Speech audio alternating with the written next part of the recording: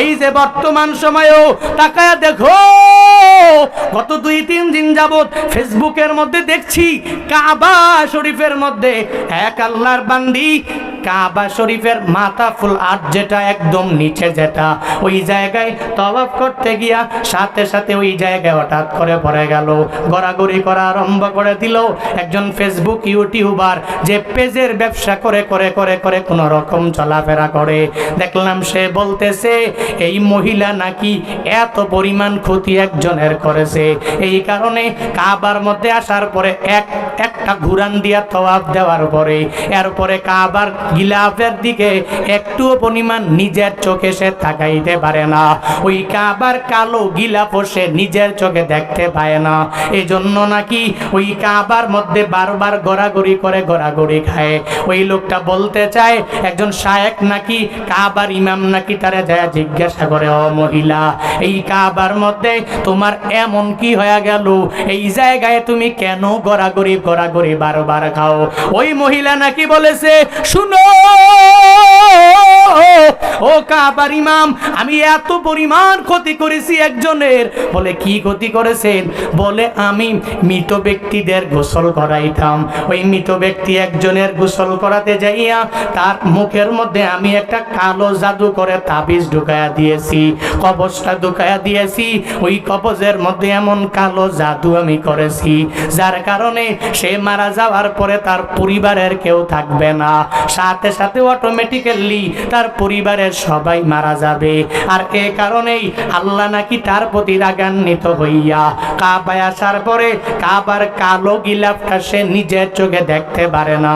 এই ভিডিও দেখার পরে সাথে সাথে বাইতুল্লাহে থাকা বাংলাদেশের কিছু কিছু লাইটিং ইঞ্জিনিয়ার আমার পরিচিত আছে, কাবা শরীফের যত লাইট সব লাইটগুলো দেখাশোনা করে, এক এক করে সব লাইটগুলো কোথায় কোন জায়গায় ফিট করা লাগবে। বাংলাদেশের সিলেটের জমিনে বাড়ি, আমি তাকে টেলিফোন করে করে জিগাইলাম, এই যে ফেসবুক ইউটিউবার উনি যে কি সুন্দর করে একটা ভিডিও বানায়া দিল, আসলে ঘটনাটা সত্য না মিথ্যা আপনি একটু জানাবেন। উনি আমার জানাইলো, হুজুর এই মহিলা গড়াগড়ি করেছে, এটা ঠিক আমিও দেখেছি, তবে এই মহিলার ব্যাপারে যে ঘটনা বলা হয়েছে একটা কথাও সত্য না, সব ফেসবুকে ইনকাম করার ধান্দা, ইনকাম করার ধান্দা। জোর বয়ানের মধ্যে যাইয়া মানুষের সুন্দর করে জানায়া দিবেন না, না এমন কিছু না, মহিলাটা মানসিক রোগী, এই কারণে কাবায় আসার পরে হঠাৎ করে পড়ে গেল আর ওই জায়গার মধ্যে গড়াগড়ি করতে লাগলো। কই তিল বানাইলো তাল, ক বলছে নিয়ে গেছে ওই জায়গায় কলকাতায়, ক দিয়া যদি এত কিছু বুঝো, তিলকে যদি তাল বানাইয়া মানুষের সামনে জানায়া দাও তাহলে তুমি মিথ্যাবাদী। আমার মদিনাওয়ালা নবীর ঘোষণা, কাফা বিলমারই কাযিবান আইয়ুহাদ্দিসা বিকুল্লি মা সামিয়া, নবীজি আমার জানায়া দিলেন মিথ্যাবাদী হওয়ার জন্য আমার ওই উম্মতটা যথেষ্ট হয়ে যাবে। যে একটা কথা শুনলো এটা খারাপ, ওটা ভালো না, ওটা ভালো না, ওটা ভালো, রিসার্চ করলো না, আইয়ুহাদ্দিসা বিকুল্লি মা সামিয়া, সে যা শুনলো সব মানুষের কাছে অটোমেটিক্যালি সে জানায়া দিল, মানুষের কাছে প্রচার করে দিয়া দিল। কিন্তু বান্দা না না, ফেসবুকে একটা খবর দেখেছো,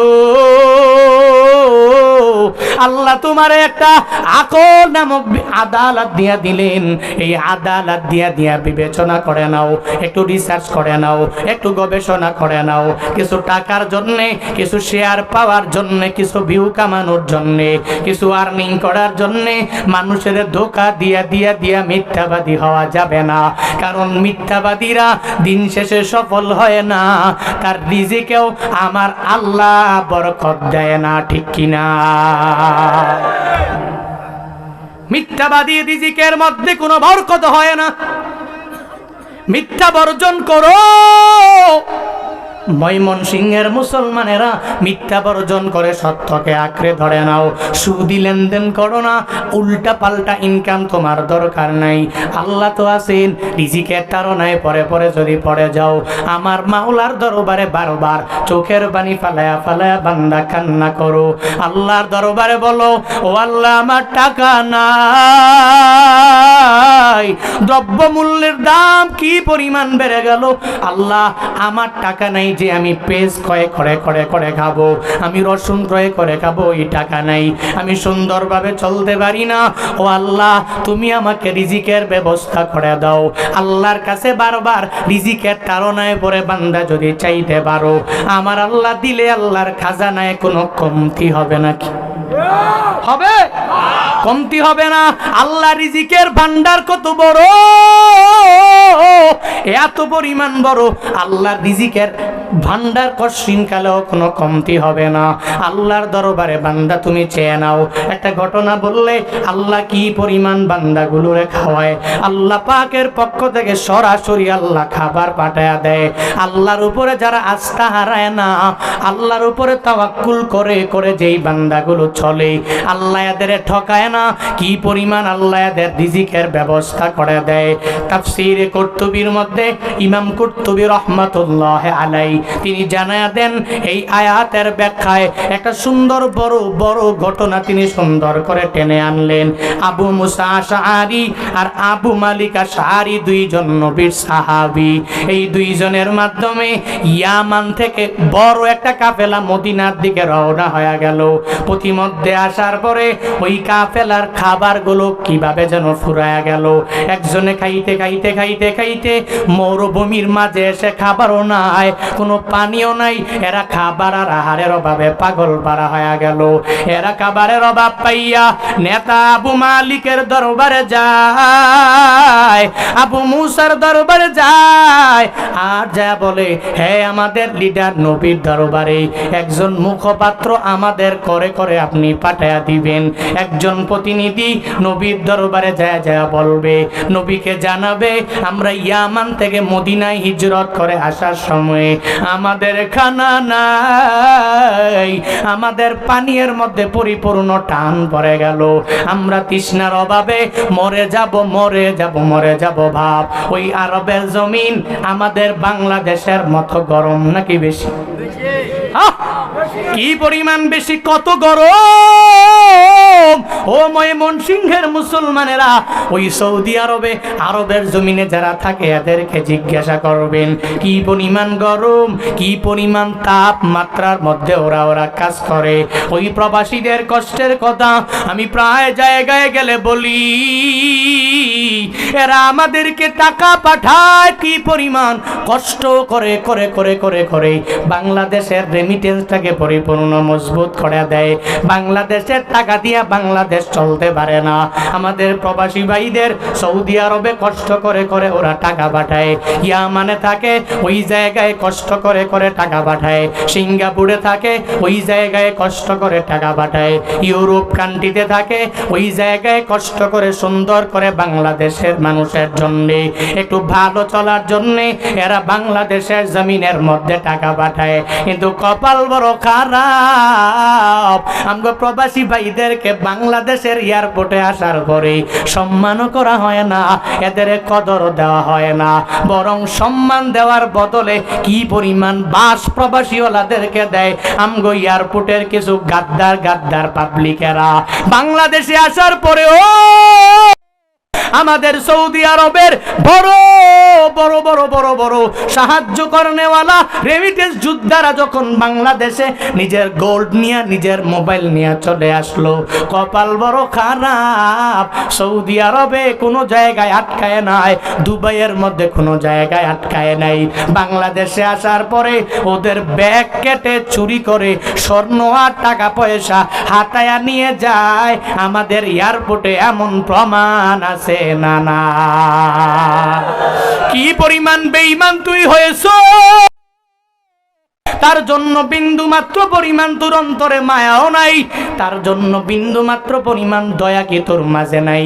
এত পরিমাণ কষ্ট করলো বাংলাদেশের জন্য প্রবাসীরা, ওরা এত গরমের মধ্যে এত চাপ নিয়ে এত পরিমাণ কষ্ট করে, যেই গরমে আমরা মাঝে মাঝে হজ উমরায় যাওয়ার পরে ঘর থেকে আমরা বের হতে পারি না, ওই ফুন্দুক থেকে বের হতে পারি না। দিনের বেলা 1-2 দিনের জন্য জিয়ারা করার জন্য যাই, যাওয়ার পরে এরপরে পানি পান করার জন্য পাগল পাড়া হয়ে যায়। ইয়ামেনের লোকেরা মদিনা হিজরত করার সময় পানির অভাবে এদের যখন পরিপূর্ণভাবে তৃষ্ণা লেগে গেল, একজন মুখপাত্র নির্বাচন করে করে বলে, যাও যাও আমার নবীর দরবারে যাও। ওই নবীর দরবারে গিয়া যদি নবীকে বলো আমার নবীর দিলের মধ্যে মায়ার কোনো শেষ নাই, ওই নবীর দিলের মধ্যে তোমাদের জন্য দয়ার কোনো শেষ নাই।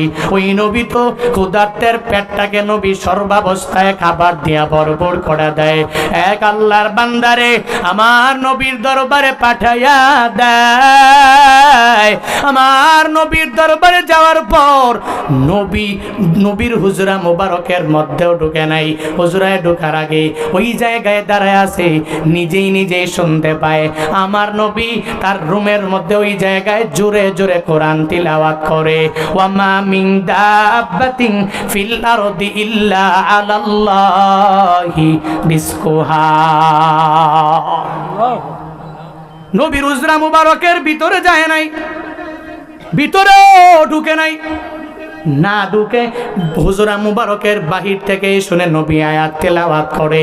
এরা ইয়ামেনের মানুষ, এরা তো আরবি ভালোভাবেই জানে, কেউ তরজমা করে দেওয়া লাগবে না, কেউ ব্যাখ্যা করে দেওয়া লাগবে না, কেউ অনুবাদ করে দেওয়া লাগবে না। সে মনে মনে মনে মনে চিন্তা ভাবনা করতে লাগলো, আমার নবী কি সুন্দর করে কোরআন তিলাওয়াত করছেন, আমার নবীর কথা তো মিথ্যা হতে পারে না, পারে না, পারে না।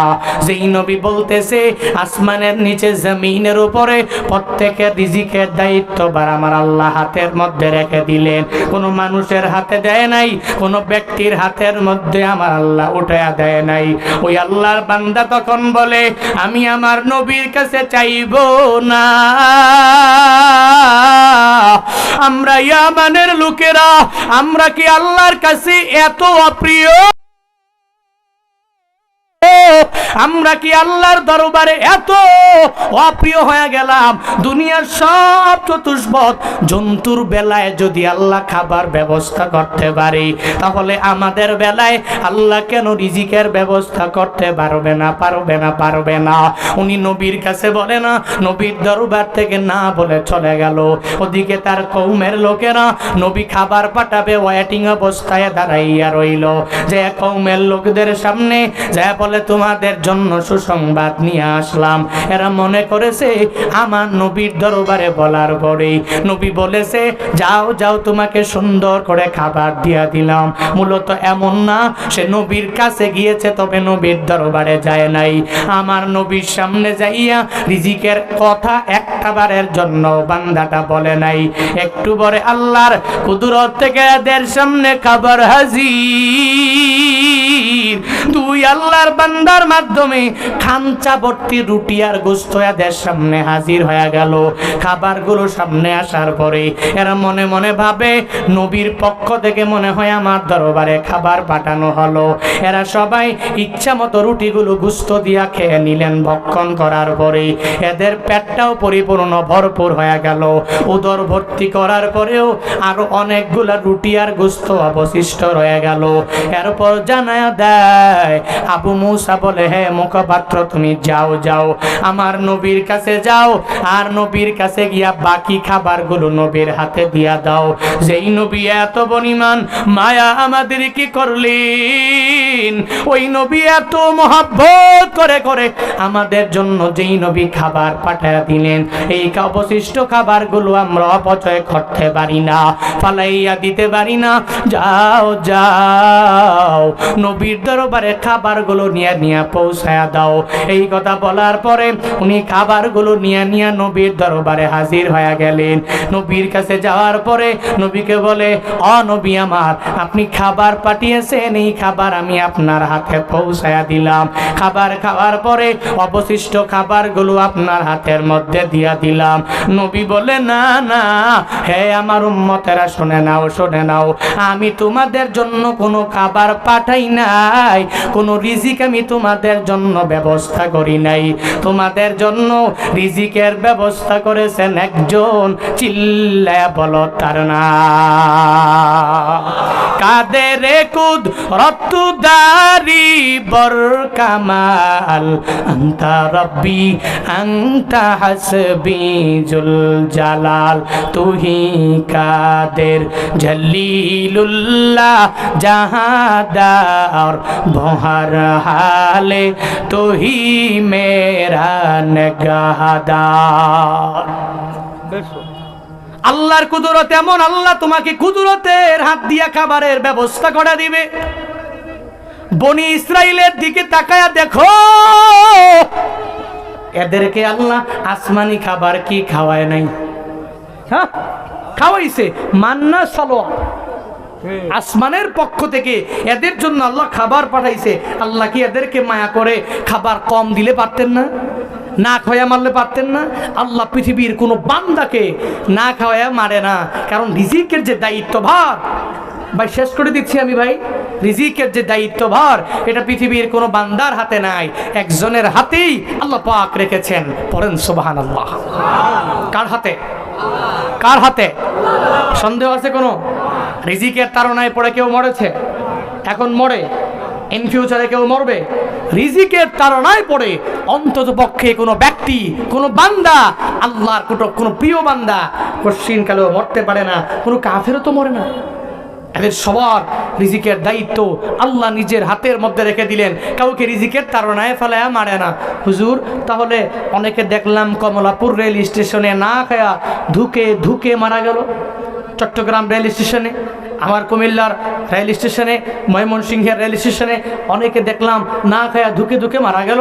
আপনি বললেন রিজিকের তাড়নায় পড়ে কোনো বান্দা মরবে না, কারণ কি? আপনি পাইছেন কই? আমি তো এজন্যই বলি, রিজিকের তাড়নায় পড়ে সে মরে নাই, তার হায়াত নাই, এজন্য সে নাই। এটা মুফাসসিরিন কেরামের জব, যারা বলে রিজিকের তাড়নায় পড়ে সমাজে অনেক ব্যক্তিরা মারা যায়, দেশের মধ্যে অনেক ব্যক্তিরা মারা যায়, বলে কি বলে না? অনেকেই বলে। মুফাসসিরিন কেরামের জবাব হলো, কোনো ব্যক্তি রিজিকের তাড়নায় পড়ে মরে না, অ্যাক্সিডেন্টে মরে না, পানিতে ডুবে মরে না, আগুনে পুড়ে মরে না, এগুলো প্রত্যেকটা হলো প্রত্যেকটা ব্যক্তির ওসিলা, মূলত তার তকদিরে লেখাটা এমন, এজন্যই তকদিরটাকে ওই জায়গায় নিয়ে গিয়েছে। অনেকে বলে তোকে বাইক নিয়ে যাইতে নিষেধ করছি না, আহারে ছেলেটারে কত নিষেধ করছি, তুই ট্রেন দিয়ে আজকে দেওয়ার দরকার নাই। ভৈরবের ঘটনা, অনেকেই মর্মাহত হয়েছে ওই ঘটনা দেখে। ওই ঘটনার মধ্যে অনেকেই তো অনেককে বলেছিল, ভাই আজকে যাওয়ার দরকার নাই, কালকে যাইও, কালকে যাইও। এরপরে তো মৃত্যুবরণের পরে হায় হায়, আমার এই ভাইকে, আমার এই বন্ধুকে আমি কতবার বলেছি তুমি আজকে যাওয়ার দরকার নাই, আজকে থাকো, তুমি কালকে যাইও, অথবা পরশু যাইও, অথবা 3 দিন পরে যাও। আমার কথাটা মানলি না, এজন্য তুই আজকে দুনিয়া থেকে বিদায় হয়ে গেলি। মূলত মরণ ফত, ওই জায়গায় মৃত্যু হবে। লিকুল্লি উম্মাতিন আজাল, ইযা জাআ আজালুহুম লা ইস্তাখিরুনা সাআ ওয়া লা ইস্তাকদিমুন। প্রত্যেকটা উম্মতের জন্য একটা নির্ধারিত আজাল, আজালুন, নির্ধারিত টাইম আছে, নির্দিষ্ট নাকি অনির্দিষ্ট? নির্দিষ্ট টাইম আছে। ইযা জাআ আজালুহুম, তাদের নির্দিষ্ট টাইম যখন চলে আসবে, লা ইস্তাখিরুনা সাআ, 1 সেকেন্ড পরিমাণ দেরিও হবে না, ওয়া লা ইস্তাকদিমুন, 1 সেকেন্ড পরিমাণ আগেও হবে না, পরেও হবে না। ওই নির্দিষ্ট টাইমেই মালাকুল মউত আল্লাহ পাকের অর্ডার পাইয়া বান্দার সামনে হাজির হয়ে যাবে। এজন্য রিজিকের তাড়নায় পড়ে কোনো বান্দা কি মরেছে? কথা বল না কেন? ইন ফিউচারে কোনো বান্দা মরবে? এই সন্দেহ আছে? এই সন্দেহ যদি না থাকে তাহলে একজন খাঁটি ইমানদার আল্লাহর উপর তাওয়াক্কুল করে চলা লাগবে। কোনো সুদি লেনদেন করা যাবে না, ঘোষ খাওয়া যাবে না। রাজি আছি তো ইনশাআল্লাহ?